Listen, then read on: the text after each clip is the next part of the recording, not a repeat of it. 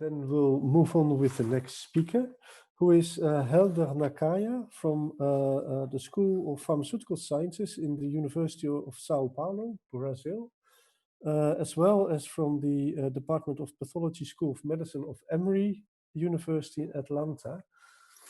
And Helder will tell us something about the single-cell transcriptomics of COVID-19 and its comorbidities. So Helder, if you are ready to present, please go ahead. Hi everyone. Today I'll talk about what we have been doing with single-cell transcriptomics and COVID-19 and also the comorbidities associated with the severe form of the disease. Well, as you all know, we cannot tell who's going to have mild symptoms or who is going to even die of COVID-19.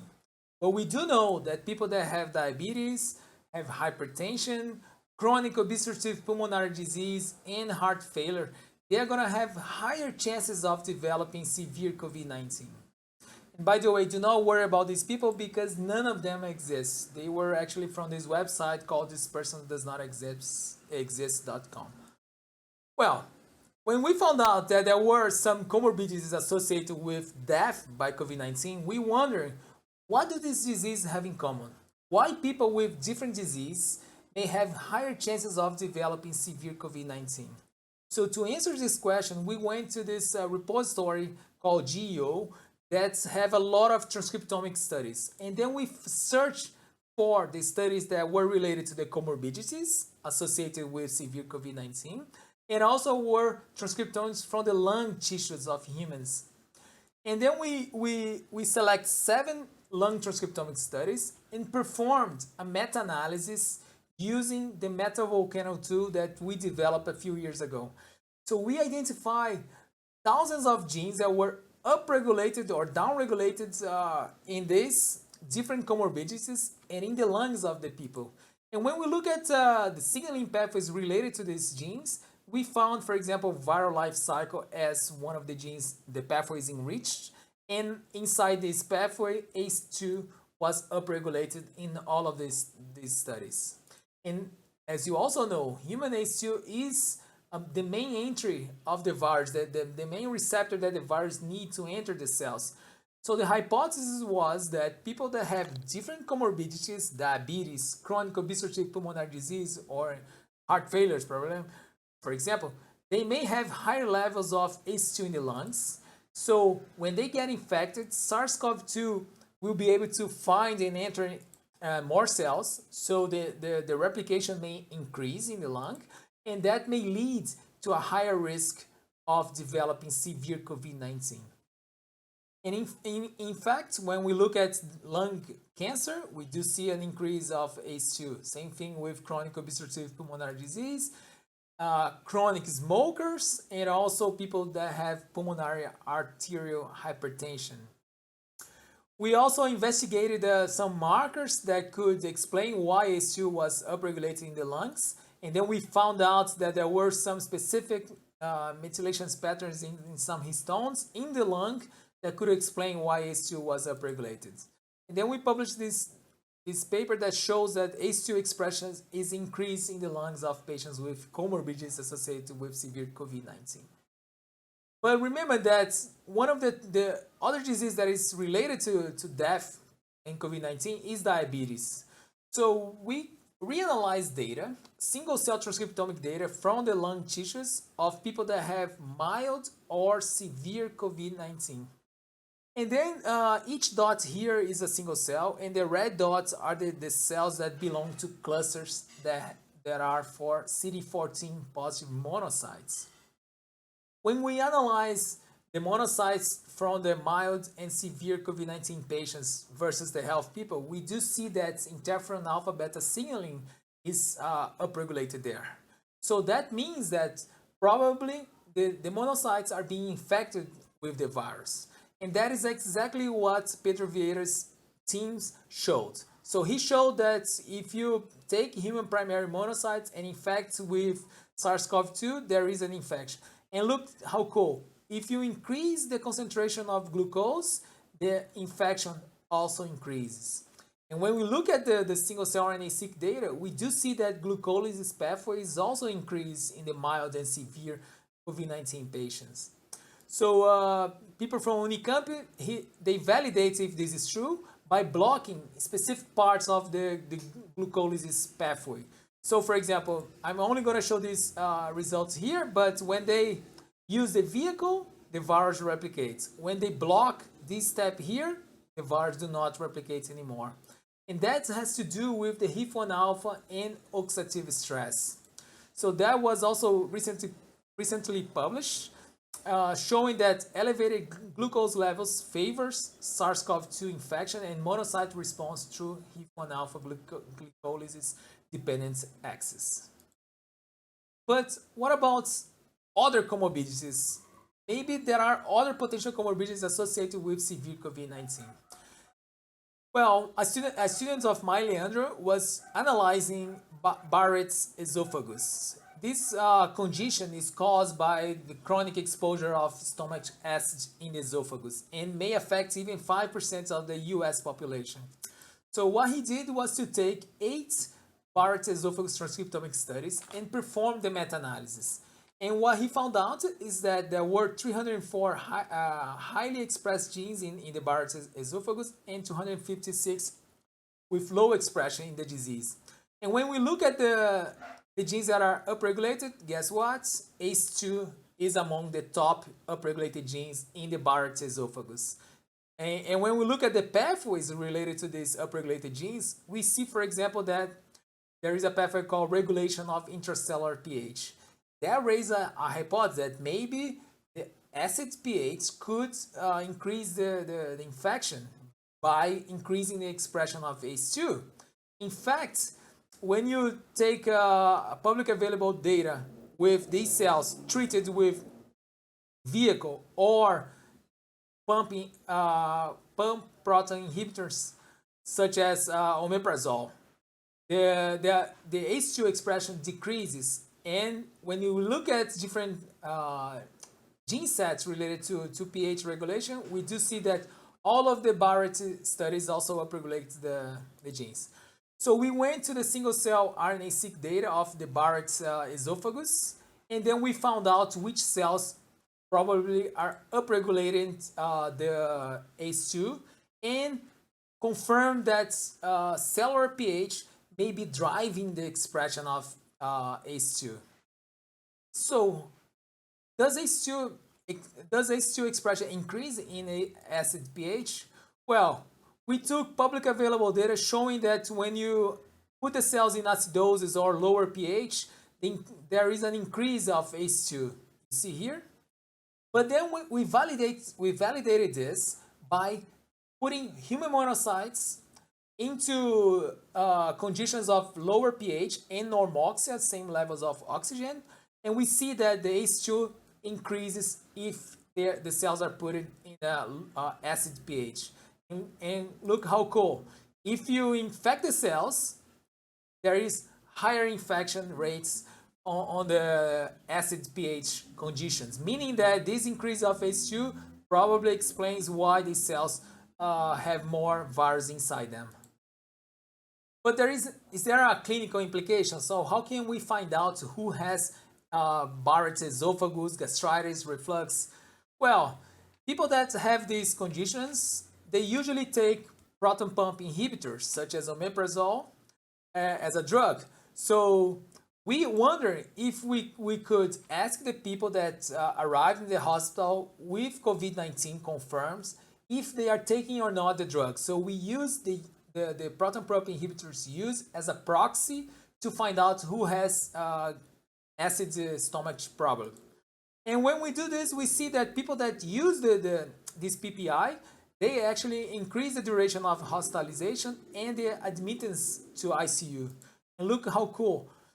If people that do not use PPI, do not have stomach acid problem, survive more than people that use the PPI. And even when you adjust by these comorbidities here, such as hypertension, diabetes, or age. And we also confirm this is in a second cohort showing that this is true. With that, I would like to acknowledge people from my lab and all the collaborators And thank you all. Okay, thank you, Helder, for a very interesting and slightly Hi, good provocative afternoon. So talk. first of all, I would like to thank the organizer. And before we move on to the next talk, let's first have some questions. The audience actually had a few questions for you as well. So I'll start with a question from the audience, which is, someone raised a point that hypoxia also promotes acidosis. So do you think that your results in Barrett's esophagus is more related to hypoxia than to acid pH? Yeah, that's a very good question because, in fact, it's already been shown that ACE2 is regulated by hypoxia as well, and HIF1 alpha. So what we tried to do in vitro with Pedro Vieira's team in José Modena was to cultivate the cells under normoxia. But of course, we don't know what's happening with the hypoxia, even in patients as well, right? With the lack of oxygen.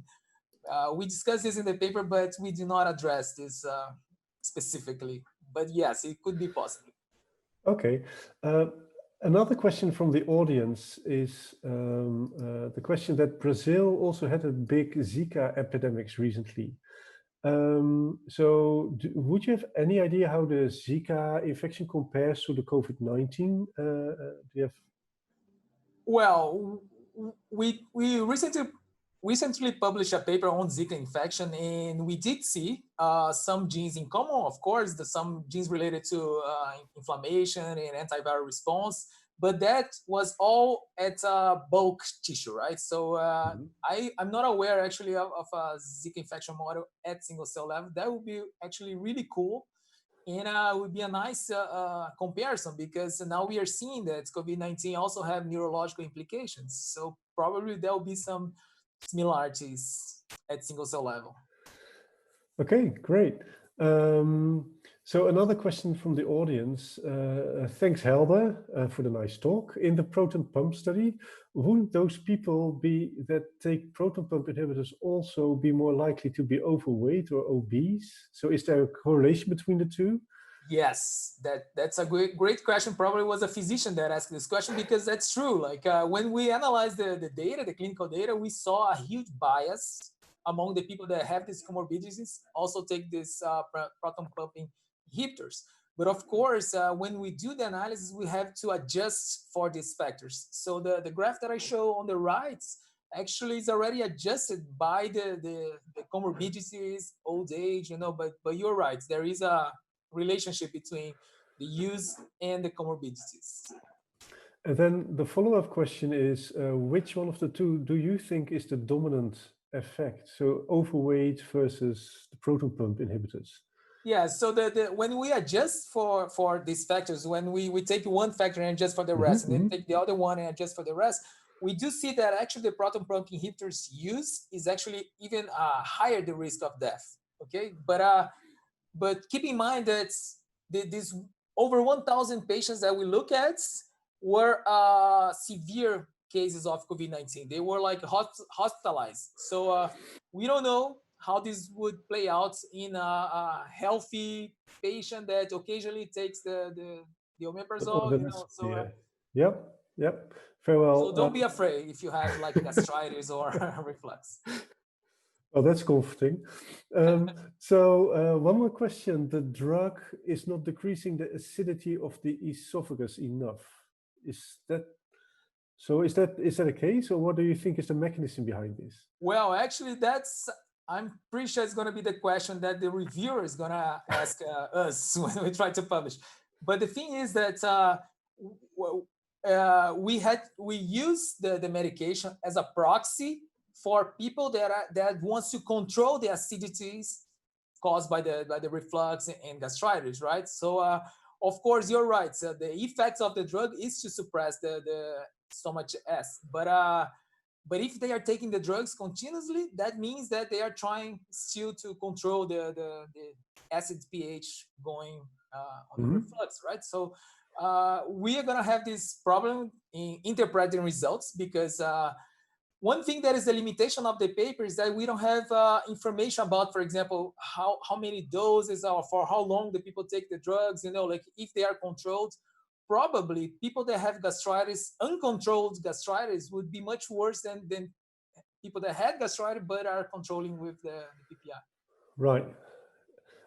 So another question that that's actually my own question is I really like your approach of looking at the comorbidities for severe disease and then starting to look at how could this be explained and what's relevant. But at the other end of the spectrum, you also show that there's some comorbidities that actually protect. Like for one that I really like is asthma, because I think it's a very relevant disease that I'd like to study.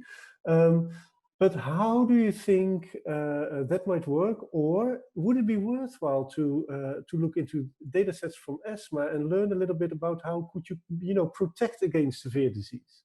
Yeah, Martin, that's a great question. Actually, I removed from that graph that I showed the bars because asthma, for example, is related to, in one way, with death, and the other way with, I think, the severity, hospitalization.